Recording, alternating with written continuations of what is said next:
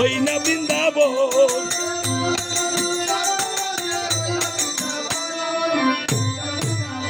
আরে মধুর মধুর বাদ্য বাজে ওই না বৃন্দাবন, ওই না বৃন্দাবন।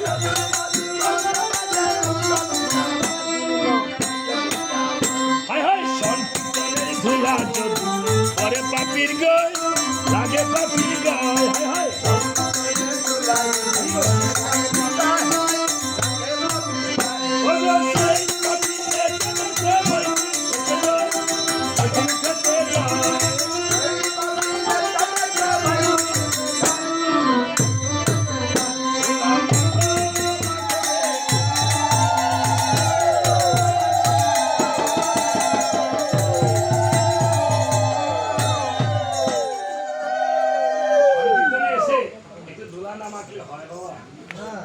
আরে বৃন্দাবনে গুরুরে প্রণাম করে না তো, গুরু যে দিকটা যায় কত চেয়ে থাকে, সেই গুরু চরণে অমৃতটা ঘুরিটা অঙ্গে এক অঙ্গে মাকে। বৃন্দাবনে গোসাইরা কিন্তু বসে থাকে, গোসাইয়ের চরণ ধরে, বিশেষ করে মায়েরা চরণে ধরবেন না। মায়েরা গুরু স্বামী থাকলে স্বামীর চরণ ছাড়া গুরুরে প্রণাম করবেন দূরে থাকে, দূরে মানে একটু কাছে চরণে ধরে কাছে তো গুরুর নামের সেই ধরা আছে। এই ধরা তো আমার রাধারানী ব্রজ ধামের ধরা, তাই না? গুরুর প্রণাম করলে গুরু তাড়াতাড়ি মানা যায়। যদি শিষ্যের কোনো পাপ থাকে, পাপ তাপ থাকে, আর শিষ্যে গুরুরে মানে।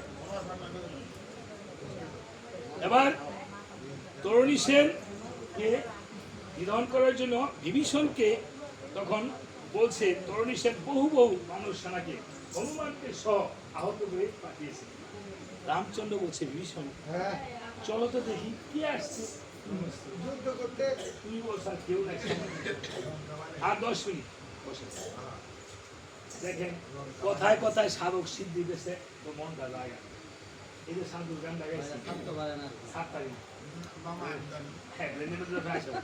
কারণ গান গাই তো ফ্যাট পড়ুন লাগবো। আপনার খাওয়ান দিছে, খাইতে দেন ফ্যাট না পড়ে উঠতে পারবেন।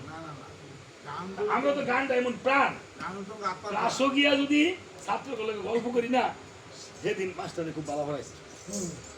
আবার যদি বালা কথা কই, মানে ফরার কথা কই,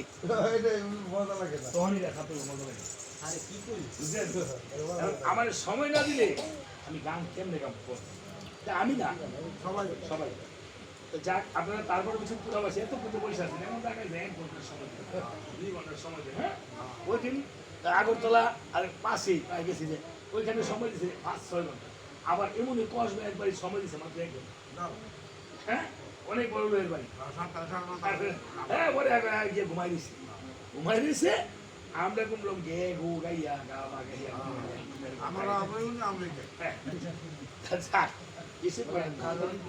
সকল ধরনের ভক্তি থাকে একটা আসলে। যাক, কৃপা করবেন এই পুরা বাসী, আপনারা অনেকবার আমাকে এনেছেন, কৃপা করেছেন, চরণ ধরি দিয়েছেন, অধিবাস কীর্তন তো করেছেন না।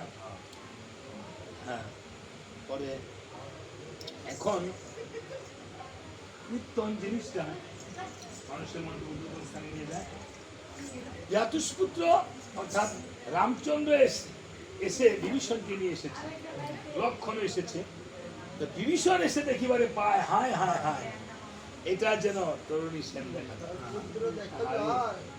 এখন বিভীষণ তো মিথ্যা কথা বলবে, আবার যদি সত্য কথা বলে তাহলে রামচন্দ্র তরুণী সেনকে বধ করবে না। রামচন্দ্র যদি তরুণী সেনকে বধ না করে তাহলে স্বীয় পুত্র উদ্ধারও হবে না, মুখ খোলাপ হবে না। তাহলে কি করা যায়? মিথ্যাও বলতে পারবে না, আবার সত্য বলবে না। এবার বলছে যে আজকে যে বালকটা এসেছে প্রভু, সে হলো রাবণেরই বাতুষ্পুত্র, নিজের পুত্র বলে রাবণের বাতুষ্পুত্র, রাবণেরই অন্ধে লালিত। দেখেছেন মিথ্যা কথা বলছে, আবার সত্য বলে। তবে প্রভু সে তোমার শত্রু নয়, সে তোমার একজন একনিষ্ঠ ভক্ত। দেখেছেন? এবার বিভীষণকে বলছে, এই বিভীষণ, যদি আমি জানি লঙ্কার মধ্যে, আমি জানি যে আজকে জানতে পারলাম ছাড়া আরেকজন দেখছেন পুরা 1 লাখ পুত্র 16 লাখ নাতি স্বর্ণ লঙ্কা পুরি এই দেহ লঙ্কার মধ্যে আর কোনো ভক্ত নাই। হ্যাঁ 1 লক্ষ পুত্র, তারপরে এই হাজার কোটি কোটি লোক থাকার মধ্যে ভক্ত নাই, ভক্ত আছে মাত্র 2 জন। এই 2 জন ভক্তের উদ্ধার করার জন্য একজনকে মারছে, নিধন করছে, আরেকজনের বিভীষণকে তাইলে ভক্ত কয়জন? মাত্র 2 জন। একটা হলো কি জ্ঞান, আর একটা হলো বৈরাগ্য। বিবেক, বুদ্ধি, বৈরাগ্য, জ্ঞান, এই 4টা হলো ভক্ত, আর বাকিরা সব শক্ত। তাই না? আপনার হস্ত পদ, এটা 10 ইন্দ্রিয়, এটা সব শক্ত। শক্ত হয়ে থাকবো, জ্ঞান বিবেক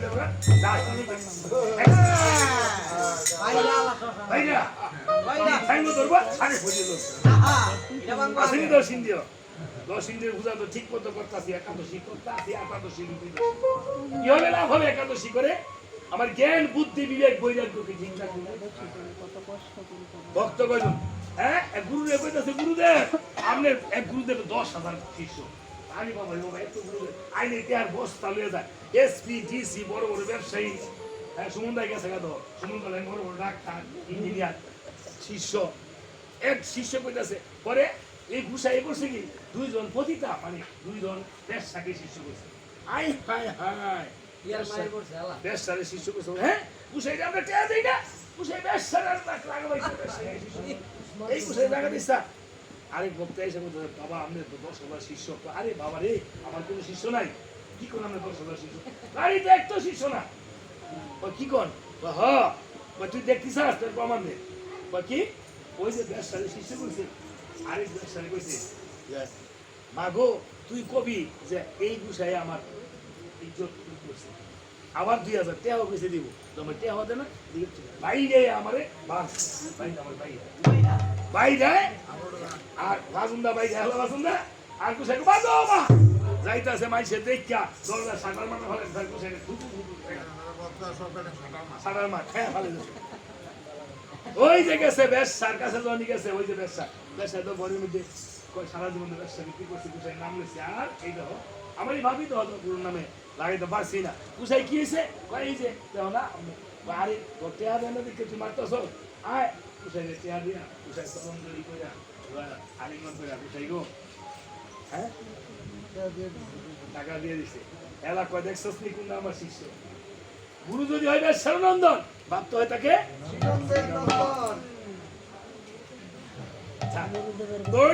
কে বলছে না, বিভীষণ বলছে প্রভু সে তোমার শত্রু নয়, ভক্ত। তাই নাকি? এই লঙ্কার মধ্যে আমি আজকে জানতে পারলাম ভক্ত একজন আছে। তাহলে ভক্ত যদি হয়, আশীর্বাদ করি তার মনোবাঞ্ছা যেন পূর্ণ। এটার নামে ভাল্লা, খালি সারা বছর শক্তিশালার পরিচয় দেয়, এটার নাম পাল্লা। এবার তরুণী সেনকে যখন এই কথা বলছে, লক্ষণ বলছে ঠাকুর তো দেখে কি বলছে, আরে রাক্ষসের জাত, তারা তো আমার মারুনে লেগেছে। লক্ষণকে বলছে রামচন্দ্র অধৈর্য হয় না লক্ষণ। আরে ভক্তদের বাসনা, বিষয় বাসনা থাকে না, ভক্তরা চায় সাধন সিদ্ধি, তারা তাদের মধ্যে কোনো কামনা বাসনা থাকে না, তারা সিদ্ধি লাভ করে, তারা পরম বৈরাগ্য লাভ করে সিদ্ধির সর্বোচ্চ মার্গে সিদ্ধি স্তরে চলে যায়। তখন এবার এদিকে তরুণী সেন ভাবে মনে মন, আমি যদি সরাসরি বলে নেই তাহলে তো প্রভু আমাকে কি করবে না, নিধন করবে না। মনে মনে প্রণাম করেছে, মায় বলে দিছে যে জানি সুন্দর বেশি সেটা হলো লক্ষণ, আর যেটা নবঘন সেন সেটা হলো রাম। সেটা একটু হ্যাঁ নবঘন সেন দেখবি, কিন্তু আকৃতি কিন্তু দুজনের।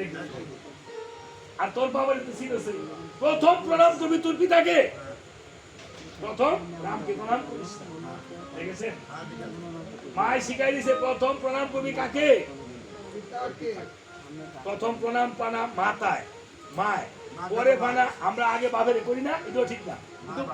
মার সম্মানার্থে বাপের আগে প্রণাম করি, বাপে আগে প্রণাম পানো না, আগে প্রণাম পানা মায়। এটা আমার কোনো কথা না, আপনি মনুষ্য কিনা পড়ে দেখবেন। মার সম্মানার্থে আগে বাপের করি আর কি, বাবে কি আগে প্রণাম পানা, মায়ে কয়ে দেয় তো বাপের আগে, কারণ বাপে অসম্মান হলে হ্যাঁ। স্বামীর বাড়িতে স্বামীর যদি কেউ অসম্মান করে বাপের বাড়ি সেই মায়ে দেখবেন বাপের বাড়িতে ছেড়ে দিলাম, অথচ স্বামী লোক ঝগড়া করছে, তারপরও স্বামীর প্রতি পিতাম, এটার নাম ওই সতী নারী। তাইলে হ্যাঁ, গুরু আসলে গুরুকে আগে আমরা প্রণাম করি, যে গুরুর সম্মান আছে, কারণ গুরু মাতৃস্বরূপা, পরে আমরা বাপের করি, কিন্তু আগে বাপের মায়ের প্রণাম পান। গুরু আগে কয়ে দিত, বাপের আগে প্রণাম করি। যেই গুরু যদি সত্যিকারের গুরু হয়, বাপ মানে থাকলে করবো, তুমি বাপের আগে প্রণাম করি, করে আসে। এগুলি কিন্তু অনেক গুরু আছে আগে বই রয়েছে, এই তোর বাপের কে সরঞ্জাম করবি, আমরা সরঞ্জাম আগে করি। যাক, এবার বলছে ঠিক আছে, এবার পিতাকে প্রণাম করছে, পিতার সর্বপিতা ধর্ম, রামচন্দ্রকে প্রণাম করছে, প্রণাম করে বলছে অল্লাহ দাসের প্রণাম। কার প্রণাম? দাসের প্রণাম।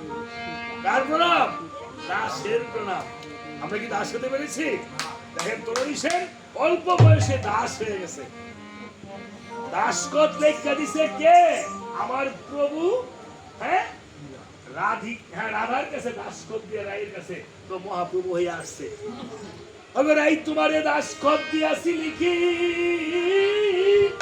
যেদিন কালো সেরে গৌর হব গো, চন্দ্র সূর্য আছে সাক্ষী। বলছেনি চন্দ্র সূর্য আছে সাক্ষী, দাসকত দিতে। এই দাসকত যদি আপনি গুরুর কাছে না দেন, তাহলে আপনার এই জীবন বৃথা। তাই তরুণী সেন কেঁদে কেঁদে বলছে দাসের প্রণাম, প্রভু গো নিজ গুণে নিও, দাসের প্রণাম। আমি হলে দুঃখিনী, তুমি হও জগৎ জননী, তুমি হলে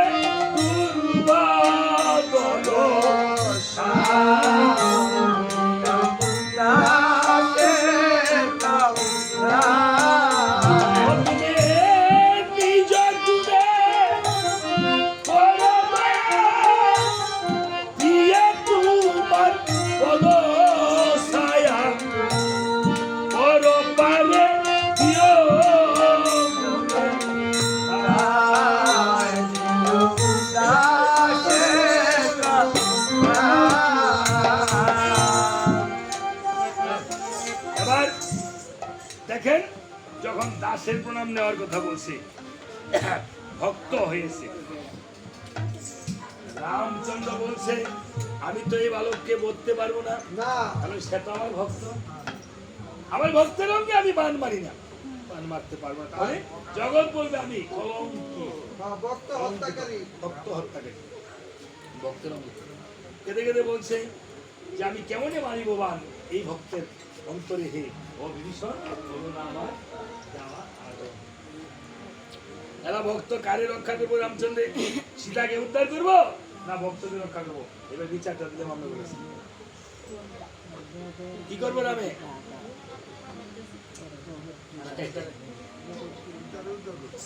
হ্যাঁ, এটার নাম পাল্লা।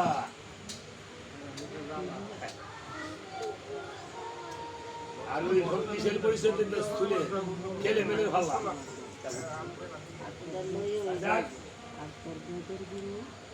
এবার রামচন্দ্র যখন তীর ধনুক ছেড়ে দিয়েছে, অমনি স্বর্গে যাবো ভাবতেছে, তরুণী সেনের অন্তরে অহংকার দিতে হবে। তরুণী সেন যখন অহংকার করেছে, এবার এই রাম ধনুকে টঙ্কার দিয়ে বলছে বুকে মেরে সীতাকে বসাবো গিয়ে রাবণের বামে। মনে মনে ভেবেছ আমি তোকে জেলে যাবো? হাস্যকর বলছে এই তরুণী তুই সীতাকে বামে বসাবি, সীতা তো আগেই রামের বাম হয়ে গেছে। সীতা হইয়া বাম আনিল, হ্যাঁ, এই লঙ্কাতে শ্রীরাম রাক্ষস বংশ করিতে ধ্বংস। সীতা বাম না, বামে আনছেন না মামা, আমার মামি রে এখন কই বসান, হ্যাঁ উদ্ধার হইতে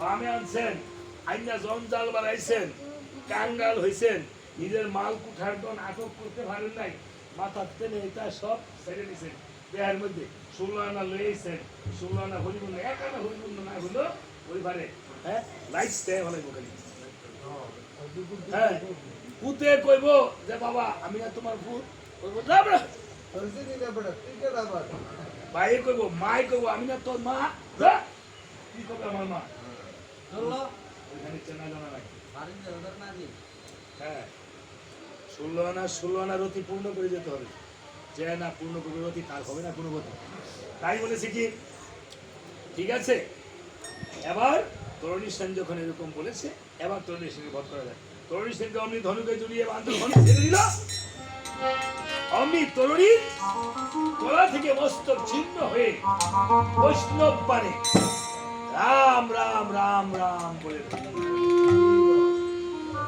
তরুণীর কাটা মুন্ডে যখন রাম রাম রাম রাম করছে কাটা মুন্ডে রাম রাম করছে কেন সারাক্ষণ তো সে অভ্যাস করেছিল রাম নাম বলতে এই জন্য মৃত্যুকালে আপনার মুখে রাম আসছে বিভীষণ গিয়ে কেঁদে কেঁদে বলছে আমি কি এই সন্তানটির সাথে একটু দেখা করতে পারি ভুলে নিতে পারি রামচন্দ্র বলছে বিভীষণের অশ্রুধারা দেখে দেখছে বিভীষণের অশ্রুধারা কোন দিকে ধাবিত হয় আমাদের এই চোখে রয়েছে মদন মাদন দুটি বাঘ এই মদন মাদনের জন্য এই নয়নের দ্বারা এধার দিয়ে মাঝখান দিয়ে আর এই মাঝখান দিয়ে প্রবাহিত হয় তিন ধারা কিরকম ধারা এই ত্রিবেণীর ঘাটের ধারা রামচন্দ্র বিভীষণের সেই কান্না বুঝতে পারছে যে এটা হলো তাহার বাৎসল্য রসের কান্না এটা সন্তানের জন্য কান্না এছাড়া আর কিছু না কিছু না বলছে কেন বিভীষণ তুমি না এখনই বলেছিলে এটা রাবণের ভাতুষপুত্র তাকে করতে দিল বলছে বিদ্রোহেরা এই সন্তানটি আমার তোমাকে যদি না বললাম তাহলে তুমি নিধন করতে না প্রভু তোমার চরণ তলে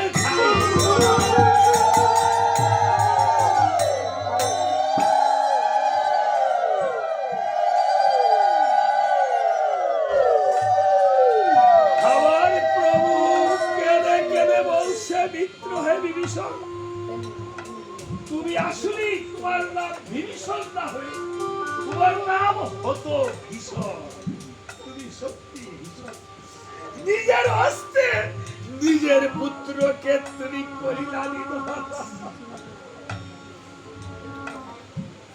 এখন কেন করিতেছ বারে বারে কাঁদছে বিভীষণ কাঁদছে রাম কাঁদছে ঠাকুর লক্ষ্মণ কাঁদছে হনুমান কাঁদছে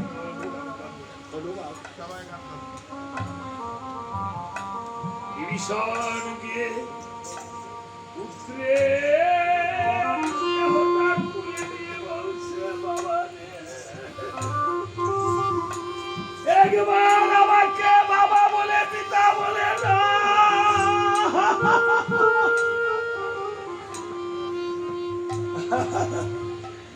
ওই আমায় কেনা গবে বাবা বলে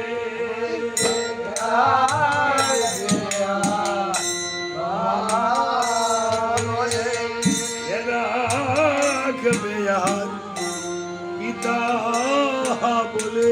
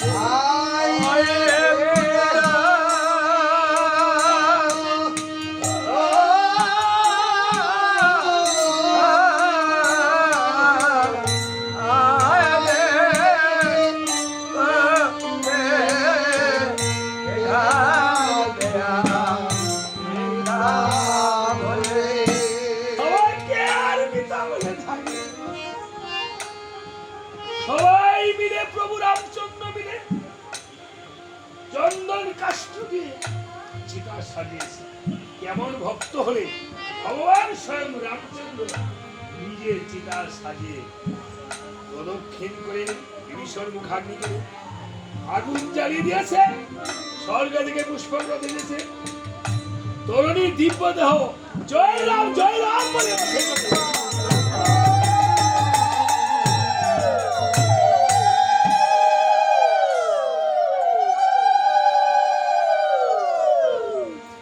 শ্রী ভক্তগণ, আজকের মতো পালা এখানেই কথা শুরু। পালার আরো অনেক কিছু ছিল, আরো অনেক প্যাথেটিক, অনেক গভীর, যে শুধু সিদ্ধিতে শেষ হবে। তাই এখানে কোনো হায়াল নেই, রং তামাশা কিছু নেই। আমি এই তরুণীর পালার 6 ঘন্টা গিয়েছি, ভগবান গাইয়েছি। আপনারা ভালো থাকবেন। এই পালাটা আমি শুরু করিলাম আজকে কার জন্য? ইমা বারুল রানী দাসের জন্য। সাথে যদি আরো কেউ থাকে, এই গ্রাম ছেড়ে যদি কেউ পরপারে গিয়ে থাকে, তাদের জন্য সবার জন্য প্রার্থনা জানাচ্ছি যেন ভালো থাকে এবং আমাদের জন্য আশীর্বাদ করবেন। আমাদের দলের জন্য, আমাদের জন্য, সবার যেন দেহ মন প্রাণ এবং বাড়িতে সবার জন্য ভালো থাকে। আপনারা ভালো থাকবেন। আমি তো প্রার্থনা করতে পারবো না, আশীর্বাদ জানাতে পারবো না, আপনাদের জন্য প্রার্থনা করছি। সবাই জয় জয় জয় জয়।